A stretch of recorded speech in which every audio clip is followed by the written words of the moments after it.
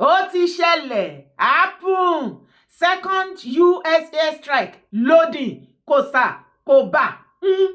United States Congressman Really Moore has dismissed claims that President Donald Trump's military action against terrorists in Nigeria will lead to war, adding that more airstrikes are still expected. He insisted that the recent U.S. military strike had brought hope and renewed security to vulnerable communities in Nigeria, particularly Christians. President Trump is not trying to bring war to Nigeria. He's bringing peace and security to Nigeria and to the thousands of Christians who have faced horrific violence and death. He added, the strike against ISIS on Christmas, in coordination with the Nigerian government, have given hope to the Christians in Nigeria. Ó ti lẹ́tìkẹ́. Ẹ jọ̀ọ́, gbogbo ọmọ Nigerians, both home and abroad, land demand o afẹ́rí Sultan of Sokoto sẹ́. Ọ̀rọ̀ yẹn ti di woro sí woro, mi ìṣeré o. Nigerians ti torí bẹ́nu o, wọ́n ti ṣe oríṣiríṣi fídíò ti lọ yálálú. Wọ́n ní láti ìgbà tí US airstrike ti land ní Sokoto ní domain Sultan of Sokoto, that Sultan of Sokoto is owing Nigerians a press release to come and explain to us. Kí ló ṣẹlẹ̀ ní domain yẹn ní Sokoto ń bẹ̀? Wà níran ni o, wá wo fídíò. There is an update right now that the airstrike destroyed an underground warehouse where they've been keeping their weapon. Now from there, where they distribute weapon, give other terrorists for other states. Say that is one of the places where the airstrike actually targets and destroyed their warehouse. Where is the Sultan of Sokoto? Yes, so where is the head of the serpents of Fulani terrorism in Nigeria? Where is that man? So you are trying to tell me that Trump dropped a bomb in Nigeria since Christmas Day, 25th of December, and up to 3 days later, nobody has heard anything from the Sultan of Sokoto. Instead, we are hearing from his spokesman, Bin Gumi, his personal assistant, Bin Gumi. Anyway, I will still make another video about Gumi. I just want to talk just a little about this Sultan of Sokoto, and also want to use this opportunity to remind the Sultan of Sokoto, America is watching you. And you know, today they begin watch you because all these evil atrocities that you are carrying out in Nigerian government, because now you they control Nigerian government. As a matter of fact, the Sultan of Sokoto is the second president of Nigeria. The other day he went to visit Tinubu in Aso Rock, and you can see how Tinubu received him. You can actually see the respect on Tinubu's face, his countenance.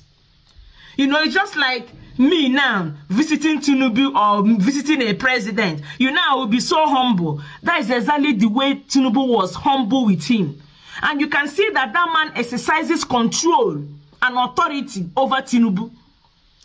America dropped a bomb on Nigeria, not just in Nigeria, in Sokoto, the head of the caliphate, the head of the snake, where you people organize who goes to which part of the country to carry out terrorism activities against Christians.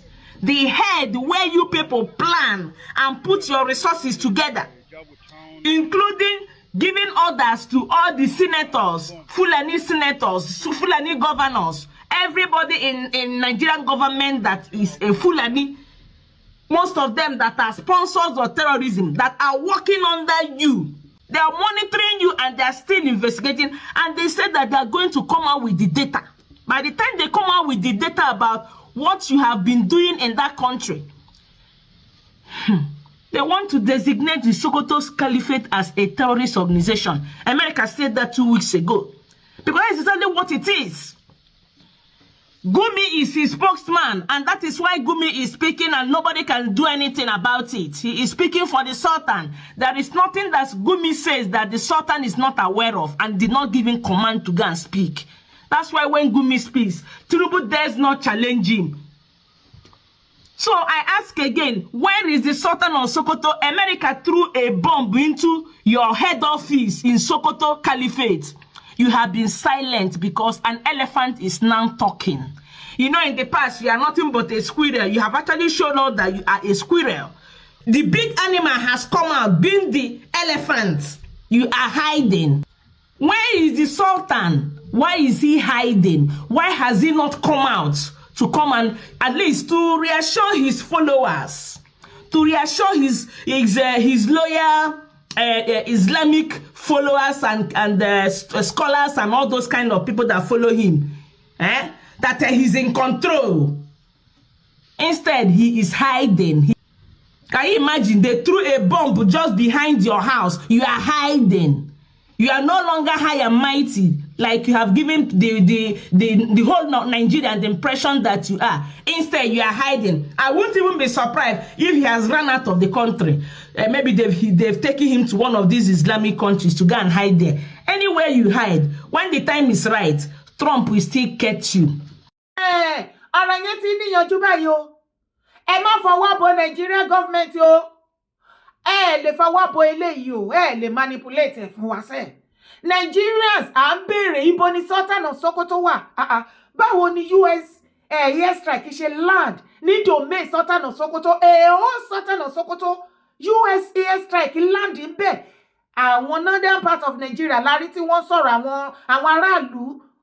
Àwọn US, àwọn military lárí tí wọ́n sọ̀rọ̀ online wípé yes o, ó land o. Mo mọ̀ pé ọ̀pọ̀lọpọ̀ yín á ti rí fídíò gbogbo bí wọ́n ṣe dáná sun wọ́n tí wọ́n ṣe yín wọn ṣe bẹ́ẹ̀ tí wọ́n gan lóríṣiríṣi.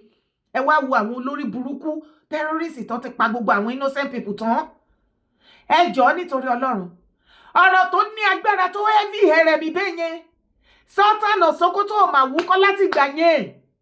Tó o bá dẹ̀ wo fídíò tí mo gbé wọlé, wọ́n ní ibo gangan ni US airstrike yẹn tó target ní Sokoto náà.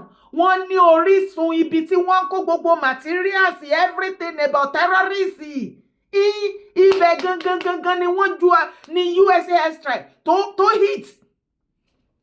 Ẹjọ́ ṣó súnmọ́ palace Sultan ni. Àrí Sultan now. Can't you see that Nigerians they are asking after Sultan of Sokoto? And it is true. How can a US airstrike landed at a Sultan of Sokoto domain? It's a week today now, and he has not come out to give us a press release. Either he's still alive or the other way, or maybe the US they are even lying or whatsoever. I believe that Sultan of Sokoto is owing Nigeria some explanation. Yes, you are owing us, sir. Where is Sultan of Sokoto? Ọmọ Yorùbá, ẹ jẹ́ ṣe analysis kékeré fún yín kẹ́ lè mọ̀ wípé a ní láti bẹ̀rẹ̀ ibo ni Sultan of Sokoto wà. Ṣé o rí àrọ́mọdọ́mọdọ́mọdọ́mọdọ́mọdọ́mọ Usman Dan Fodio tí àwọn Fúlàní ń claim wípé ó ti conquer Nigeria fún wọn. Báwọn làwọn ní Nigeria as a property ìwọ àtèmi àti country as a whole. Báwọn làwọn ní wá. Àrọ́mọdọ́mọ Usman Dan Fodio ó ní Sultan of Sokoto. Iṣẹ́ tí Usman Dan Fodio tó ṣe kù tó gba ti ibi abẹ́ẹ̀sì wọlé sí àwọn Haúsá tí wọ́n ní north gangan tí wọ́n fi conquer wọn. Òun ni Sultan of Sokoto, àrọ́mọdọ́mọdọ́mọ Usman Dan Fodio. Òun ló yàn láàyò. Òun ló ṣe tó bá wo bí Sultan of Sokoto ṣe máa ṣe ní Nàìjíríà. Wàá rí pé ó máa ṣe báyìí ni. Kì í ṣe pé tó bá dírẹ́sì ni mò ń sọ ìwọ tó bá lójú. Because our northern leaders and elders wọ́n ṣe níṣe wípé we have two presidents. The permanent president of Nigeria is Sultan of Sokoto or whosoever tó bá tún jókòó sórí àpèrè yẹn. Òun ni ẹnikẹ́ni tó bá ti jẹ́ Sultan of Sokoto, òun ló máa jẹ́ permanent Nigeria president. Wọ́n máa ń ṣe bí Ọlọ́run ni. Wọ́n máa ń ṣe bí Ọlọ́run ni. Bí eléyìí tó wà bẹ́ẹ̀ bá kúrò, àrọ́mọdọ́mọdọ́mọdọ́mọ Usman Dan Fodio mi, òun ló tún máa take over. Ká ẹ lè mọrú èèyàn tí Sultan of Sokoto tó jẹ́ ọ̀rọ̀ eléyìí ò ní kankan pẹ̀lẹ́sìn. Wàá tún gbọ́ díẹ̀ sí. Ṣé o mọ̀ wípé Sultan of Sokoto yẹn ní ọ̀dọ̀ ẹ̀ lọ́hùn orísun terrorism ni. Orísun terrorism ní ọ̀dọ̀ Sultan of Sokoto ní Sokoto ń bẹ o. Ó ló ń gbọ́ pé domain bí gangan ibẹ̀ ni àwọn US tí wọ́n lọ tágẹ́ẹ̀tì. Àdẹ̀gbọ́n kankan kí Sultan bọ́ síta. Kí wọ́n wá okay our alive o, it is true o, US airstrike o, ó land o, kò pa àwọn innocents o, ó attack terrorists o, kò ṣe kankan o. At least he's owing us some explanation. It's too strange for Sultan to keep quiet. At this particular period, we We need him to come out. After all, Omase fún wa pé one Nigeria is not negotiable. We want Sultan of Sokoto to come out and tell us what has happened in the Sokoto side of it. Yes, we want to know. We deserve to know. Àbí mo parọ́ ni, ṣé a deserve láti mọ̀ ni? Sokoto me, tó bá fẹ́ gbogbo àwọn terrorists wa ti máa gbọ́ ní Africa, ibẹ̀ ni wọ́n ti ń ṣe meeting ní Sokoto. Ibẹ̀ ni domain wọn, orísun wọn wà. Gbogbo meeting tó bá máa ṣe àwọn villages or town or anywhere, individual tó bá fẹ́ lọ attack, ibẹ̀ náà ti máa ṣe plan. Material, owó ni o, hideouts ni o, bicycle ni o, everything ni o, àdó olóró ni o, ọ̀pá ni o, gbogbo nǹkan kíkan tó máa need láti lò láti fi kógun ja àwọn ibi tó fẹ́ lọ attack, ibẹ̀ ni wọ́n ti máa ń gba gbogbo everything. Kó lè mọ irú èèyàn tí Sultan of Sokoto tó jẹ́. Ṣé o tún mọ̀ wípé òun ni olórí gbogbo ẹ̀sìn mùsùlùmí tó bá ń ṣe ẹ̀sìn mùsùlùmí ní Nàìjíríà? Sultan of Sokoto ni leader ẹ̀. Ẹjọ́ ṣé kò wá òyìn ní explanation àbí deserve láti mọ̀ bóyá leader yín ó ṣì wà alive or not? Where is Sultan of Sokoto? Come out. Má gbàgbé o. Ṣé o mọ̀ late Abba Kyari bí wọ́n ṣe manipulate ikú máa yẹn nìyẹn. Èèyàn tó ló ti pààyàn for some period. Ìgbà tí wọ́n máa ọjọ́ tó fẹ́ sí tari kíní coffin ẹ̀ fresh ẹ̀jẹ̀ la rí lẹ́nu lára Abba Kyari tí o ti gbàgbé ni. Ti late Buhari náà tipẹ́tipẹ́ la gbé wípé gbogbo àwọn western leader pátápátá náà ti pay condolence tán ní Buhari ti kú tipẹ́tipẹ́ allegedly. Ìgbà tó sáàfù tọ́tán lò tọ́tán ṣe oríṣiríṣi tí ó ṣe wọ́n ní jùbírí wọ́n ní kò ṣe jùbírí wọ́n ṣàṣìṣe declare pé ó kú ní last year. Ọ̀rọ̀ dẹ̀ hàn. Mo kàn sáré gbé e débẹ̀ kó lè mọ irú èèyàn tí àwọn people yìí jẹ́. Nigeria government, Baba Tinubu, ẹ má cover nǹkan kan. A fẹ́ mọ òtítọ́ tó ń ṣẹlẹ̀ as a Nigerians. Bẹ́ẹ̀ ni, ibẹ̀ ni kọ́kọ́ là ń lọ. Ọ̀rọ̀ yìí ti dojú ẹ̀. Ó ti di woro sí woro, ó na. Gumi ti fi gbé ta o. Ó ní kí àgbáyé kí wọ́n wá gbà wọn. Ó ní Nigerians wọ́n ti fi kú lé wọn lórí Facebook àti every social media. Ibẹ̀ iye ni kókó.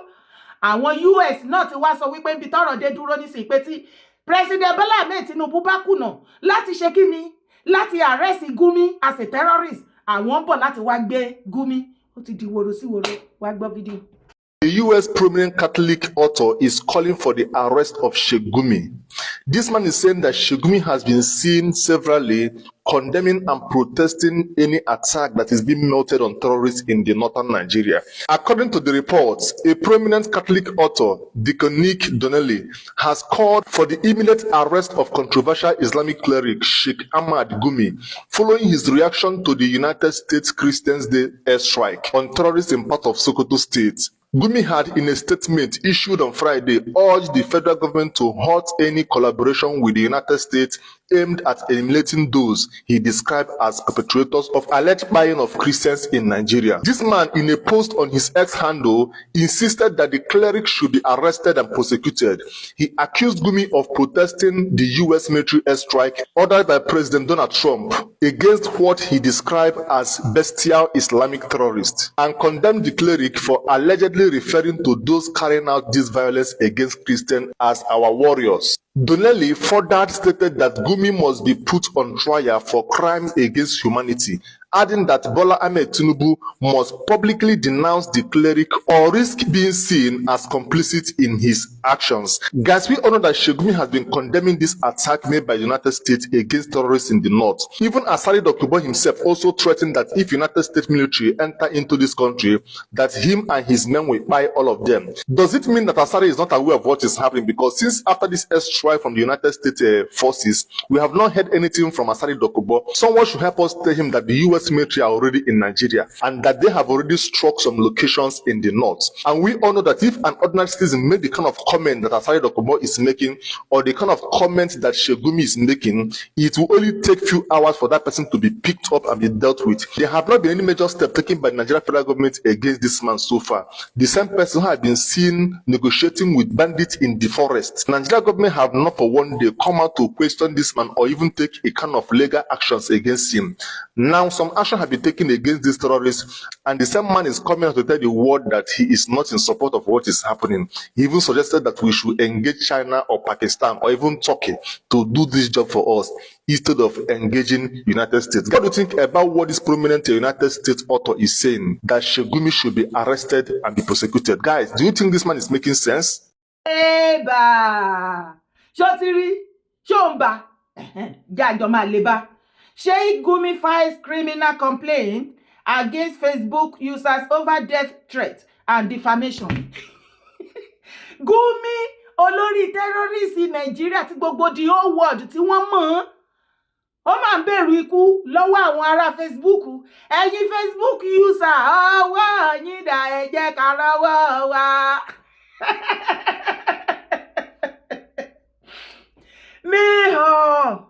Mihun, yebo gbọ́ bẹ́ẹ̀.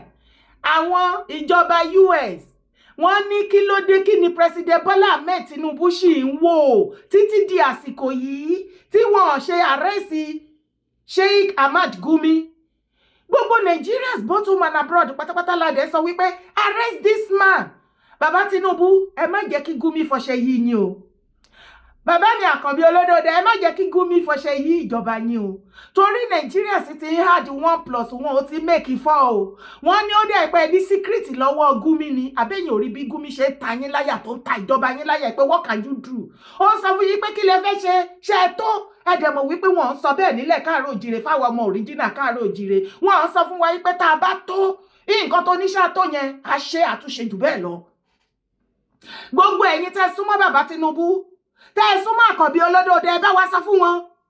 Ẹ bá wa já wọn léèkánná, àsìkò ti tó, ó ti expired already. Tí bàbá bá kùnà nínú 2026 tá lọ láti gbé Gumi, a jẹ́ wípé lóòótọ́ nìkan táwọn èèyàn sọ pé ní secret lọ́wọ́ ẹ̀ ni. Because come to think of it, bàbá Tinubu, Gumi rí ìjọba yín fín. Ó rí yín fín, ó dúró sórí góńgó mú yín bẹ́ẹ̀, ó wá ń jó pàlóńgò bẹ́ẹ̀. Wípé what can you do to him? If tí Nigerians both home and abroad ta ti demand for how many years pé kẹ́ arrest Gumi tẹ́ ṣe. Ṣebí ó ní àwọn ará US sọ yìí sí pé by now kò yẹ kí Gumi máa walk freely like a normal woman be. Ó yẹ kó ti wà behind it, ó yẹ kó máa question ẹ burúkú nǹkan tó ń ṣẹlẹ̀ because the whole world knew pé terrorist, olórí terrorist, ọ̀gá terrorist òun ni Gumi. Gumi olórí terrorist tó ń ṣe mítì pẹ̀lú àwọn èèyàn ẹ̀. Pé wọ́n ṣe máa ń lọ pa àwọn èèyàn tí ò ever come out rí pé àwọn innocent people tí àwọn terrorist brothers ẹ̀ tí wọ́n pa kò complain pé wọ́n ṣe pa wọ́n pé àwọn yẹn bọ́ eku yẹn ó mà ṣe o. Ṣùgbọ́n the only thing tí ìwà àtẹ̀mí mọ Gumi fún ni wípé kó wá máa solicit fún àwọn terrorists. Ẹ gbọ́dọ̀ nà wọ́n o, everything tó bá ti fẹ́ òun ni ká máa fún wọn. As a matter of fact, Gumi sọ terrorists di ọlọ́run Nigeria government. Nigeria government, Gumi àti terrorists wọ́n kó Nigeria government láyà jẹ, wọ́n ò lè ṣe kankan. Tá ẹ bá lè ṣe kankan tí ò bá jẹ́ pé Gumi ti kó yín láyà jẹ Nigeria government bàbá Tinubu. Everybody including the US government wọ́n ní kẹ́ arrest Gumi tí ò bá jẹ́ wípé lóòótọ́ nìkan tí Nigeria sì ń sọ wọ́n lè láṣìírí burúkú lọ́wọ́ ẹ̀ ní alátàṣírí yín. Ẹ sì jẹ́ kó táṣìírí, ẹ jẹ́ kó táṣìírí. Ẹ wá ẹni sùúrù bàbá Àkànbí olódòdó, ẹ jẹ́wọ́ fáwa o. Ẹ sọ òótọ́ fáwa kó tó di woro sí woro nànànà. Ẹ jọ̀ọ́ bàbá Tinubu, ṣé ẹ ní secret lọ́wọ́ Gumi lóòótọ́? Ẹ sọ fún wa.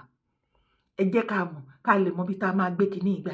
Ṣùgbọ́n tá ẹ bá ti ní secret, ẹ ṣe bí bàbá yín ti ṣe bí tax reform yín bẹ́ẹ̀ sí gbogbo èèyàn condemn ẹ̀. Ẹ̀yin dé insist as the president of Nigeria wípé kò sí nǹkan tó máa yẹ nǹkan tó bá wù anybody àti house of rep àti everything ní kan sọ as Nigeria tomorrow 1st of January 2026 any tax yín ó máa bẹ̀rẹ̀. As a president of Nigeria, àṣẹ ló bá pa kì í dábàá. Bàbá àṣẹ ni kẹ́ pa kán lọ arrest Gumi. A fẹ́ gbọ́ nínú news pé Gumi has been arrested o. Eléyìí tó wá sáré kiri yìí sì tó ní àwọn ará Facebook wọ́n fẹ́ já okùn ẹ̀mí o. Wàláì Facebook yẹn ò nice náà. Wọ́n bá gbá ẹ̀mú. Facebook máa tún yàn dání. Wọ́n á lọ wá ayé ìwọ́gọ́ tó láyé. Ó ní mọ̀. wọ́n ti bẹ́ẹ̀ ṣe wọ́n bẹ́ẹ̀ create ayé mi tó yẹ kó nǹkan tó yẹ kó ṣe tó ṣe wọ́n bẹ́ẹ̀ create ẹ̀ sọ́ọ̀la ìwọ gan tó láyé òní mọ̀ àwọn èèyàn dẹ̀ ti máa kí ẹ lọ rẹ́bẹ̀dẹ̀ Facebook yìí kò sí fún ènìyàn ni ibẹ̀ ni kọ́kọ́ là ń lọ mẹ́ẹ̀ ẹjọ́ ṣé Mufty ti gba Jésù ni ṣé Mufty ti gba Jésù ni ṣé o ti rí fídíò Mufty Iwo tó circulate kiri ẹjọ́ ṣé Mufty kí tó sọ̀rọ̀ máa gbé fídíò yẹn wọlé níbi comment section ẹjọ́ ẹ bá mi kọ síbẹ̀ ẹjọ́ ṣé Mufty Iwo tèmi àti yín jọ mọ̀ tó bá ń wo fídíò ẹ̀ for so many years back bó ṣe máa sọ̀rọ̀ fatafata like this wípé kò sí bàbá lẹ́ni tó ń bí ire as a minister governor name it ọba àbíjòyè ní ilẹ̀ káàrọ̀ òjìire tó lè bá òun sọ̀rọ̀ ẹni àwọn àforí post ẹ̀ àfipìtàn ṣé the same Mufty yẹn ló ń sọ̀rọ̀ nínú fídíò tí mo fẹ́ gbé wọlé ẹjọ́ ẹjẹ́ àpàdé níbi comment section wá wo fídíò. Ní Amẹ́ríkà ó kọlu gẹ́gẹ́ bí ìròyìn tó wá látọ̀dọ̀ wọn náà àwọn onísùnmọ̀mí ní Sokoto àkàrà gbọ́ pé àdókò olóró tó wá rú lọ́fà ọ̀fà ńlẹ́ńlẹ́mbẹ̀ àwọn ará ọ̀fà tá ń gbóhùn wọn ní òsì bandit kankan bẹ̀ títí di ìṣọ́ ọmọ Nàìjíríà ń retí kí ló fa àdókò olóró lọ́fà á ṣe ẹ̀gbọ́ ibi àwọn bandit bá wà àwọn apààyàn bá wà nílọrin a ní problem kankan lórí yìí pé ta ló pa Boko Haram ta ló pa bandit ta ló pa àwọn ikọ̀ agbébọn ta ló pa àwọn sùmọ̀mí pípa wọ́n máa jẹ́ ẹ̀sán wọn náà nìkan pa wọ́n náà tẹ́lẹ̀tẹ́lẹ̀ kò sí mùsùlùmí kan lẹ́ka àrò òjìire kéde wà lónìí tó máa àwọn jẹ́ ń pa ìrí ó dé ní ọmọ Nàìjíríà ọ̀dà kò sí rẹ́sì kankan láàrin ọmọ Nàìjíríà àtàwọn tí ń pààyàn wọ́n ò belong to mosque bẹ́ẹ̀ ni wọ́n belong to church wọ́n ò ṣe é trace wa mọ́sálásí wa àmọ́ wọ́n tí ẹnìkan bá ń rònú ọpọlọ rẹ̀ nǹkankan nípa àwọn ajínigbé àwọn alákatakí tí tẹ́sán ń pààyàn káàkiri ń táwọn rò ní pé ijó ìlọ́lọ́wọ́ ó mú wọn ijó ìlọ́lọ́wọ́ ó pa wọn. mo rò pé máa ń sọ pé ọmọ ìyá yín ni wọ́n tẹ́lẹ̀. ìṣẹ̀lẹ̀ tó ṣẹlẹ̀ yìí kẹ́nìkankan kọ́mọ̀wulẹ̀ dára rẹ̀ láàmú tó bá ṣe yí pé àwọn tí ń pa àwọn èèyàn káàkiri tí ń jiyàn gbé yìí àtàtà ń fowókọ ẹ̀sìn dá wà láàlẹ̀ tí ń fowókọ ẹ̀sìn tó ń parọ́ jihadi tí ò jẹ́ mọ́ tíá ń jẹ́ ń ṣe tí ò jẹ́ mọ́ Al-Qur'ani àti àdìsí ànábì ọ̀jẹ́ mọ́ dáná bí ṣe.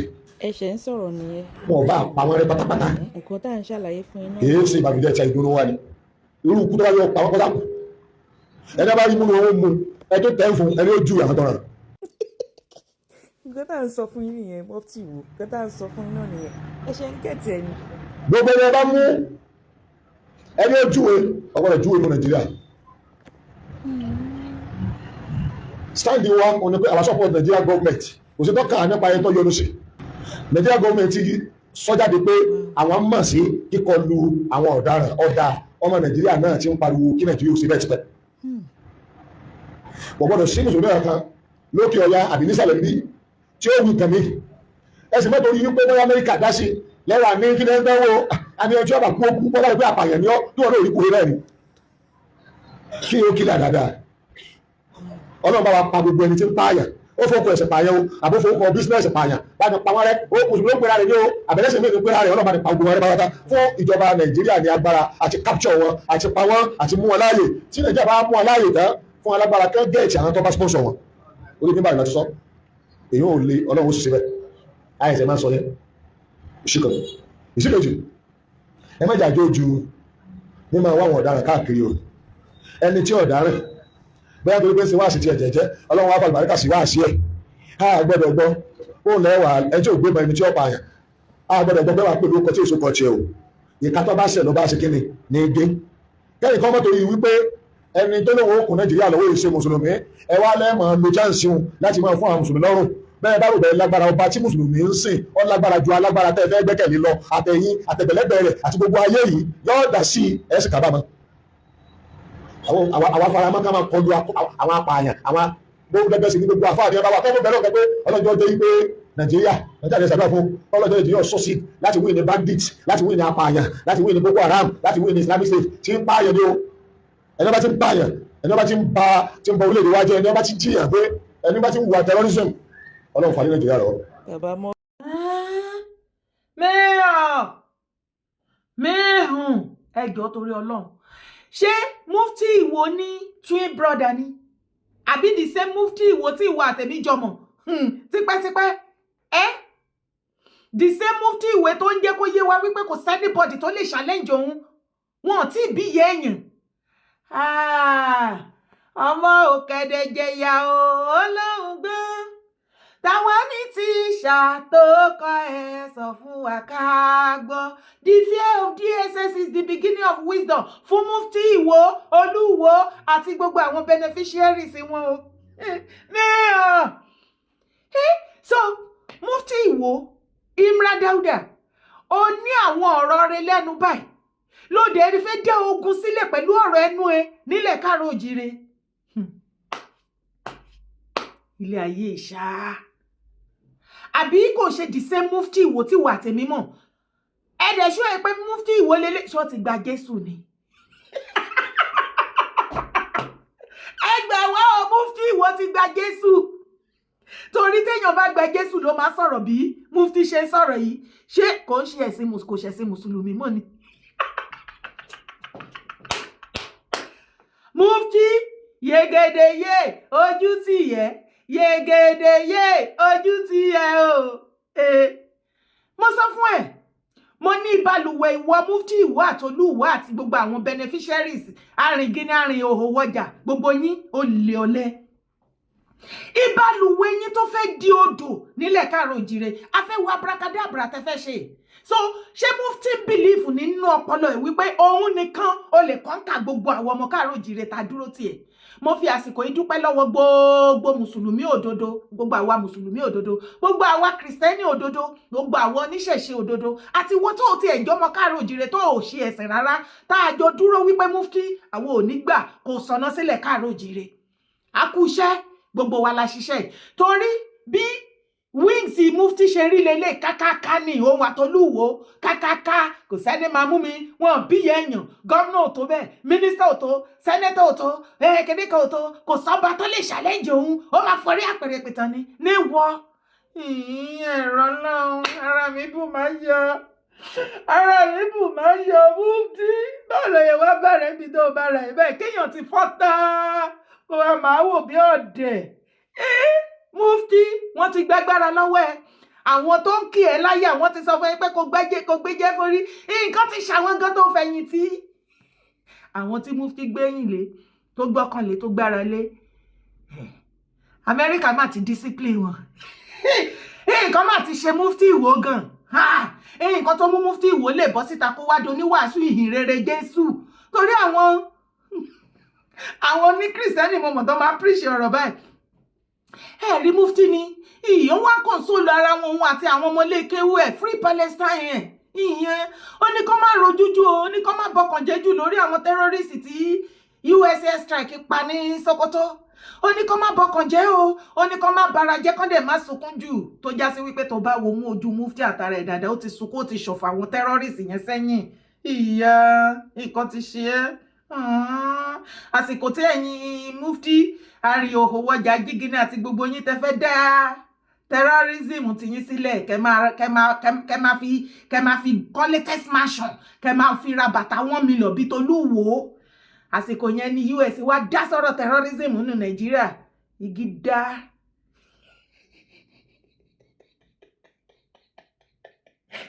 Láàánú wọgbó ìyá ó ní kó má sunkún o àbó máa gbọ́ ni ó ní kó má ṣòfò àwọn terrorists ó deserve to die ó lẹ́nibọ́dì tó bá ti sọ̀rọ̀ mùsùlùmí tó dẹ̀ ń pa àwọn èèyàn is a terrorist lẹ́nu ìwọ àbó tí gbàgbé ni tó sọ pé káwọn ọmọ ilé kéwú kán lọ máa kán lùdò kán tan ara wọn dẹja tó ní kán máa kó gbogbo ọmọ ilé kéwú ní bó ṣe máa rọ ìbọn lura wọn bá jiná tù torí wọn ọjọ́ ṣẹ̀ṣẹ̀ kan náà mọ̀ ìyá ọmọ bàbá ìkànnì ẹ ṣoré lè tó ìbáyìí kékeré ni àwa sọ fún ẹ kò ń ṣèwọ nìkan mo rò wípé Mufty á jẹ́ àrokò fún ẹ̀yin tó kù tẹ́ ẹ̀ ṣe bí wèrè tá à bá yín sọ wípé ilẹ̀ káàrọ̀ òjìrè wọn bíyà yín lóòótọ́ lè má sínú Nàìjíríà from ibi tá a bá wà láti máa kó bá yín kó bá torí ilẹ̀ bàbá tiwa ní àwọn onígbà kẹ́yìn ọmọ ìrankíran èèyàn ọmọ àlè yìí kẹ́ wá bá ilẹ̀ Yorùbá jẹ́ Mufty sọmọ káàrọ̀ òjìrè ni má gbàgbé láti bá mi ṣe kí ni má gbàgbé láti bá mi support program bá mi drop comment ṣé ọ̀rọ̀ Mufty ò yẹ ẹ́ lẹ́nu